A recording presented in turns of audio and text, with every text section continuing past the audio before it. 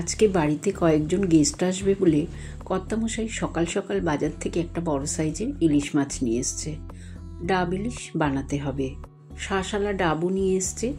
আমি প্রথমে জলটাকে আলাদা করে নিলাম, তারপরে শাঁসগুলোকে একটা চামচের সাহায্যে বের করে নিলাম। এবার মিক্সিং জারের মধ্যে ডাবের শাঁস আর ডাবের জল দিয়ে একটা মিহি পেস্ট বানিয়ে নিলাম। মাছগুলোতে স্বাদ অনুযায়ী নুন, হলুদ গুঁড়ো, লঙ্কার গুঁড়ো, ডাবের পেস্টটাও দিয়ে দিলাম। 2 চামচ সাদা সর্ষে, 2 চামচ কালো সর্ষে, অল্প নুন, 2টো কাঁচা লঙ্কা দিয়ে বেটে নিয়েছিলাম, সেই সর্ষে বাটা দিয়ে দিলাম। 4 চামচ টক দই ভালো করে ফেটিয়ে রেখেছিলাম, দিয়ে দিলাম। আর দিয়ে দিলাম এখানে বেশ পরিমাণ মতন সর্ষের তেল। সব কিছু খুব ভালো করে মেখে কিছুক্ষণ রেখে দেব। সব শেষে সামান্য চিনি, কয়েকটা চেরা কাঁচা লঙ্কা দিয়ে গ্যাস অন করে বসিয়ে দিলাম। যখন ফুটে উঠবে মাছগুলোকে খুব সাবধানে উল্টিয়ে পাল্টিয়ে দিয়ে ঢাকা দিয়ে কিছুক্ষণ রান্না করে নেব।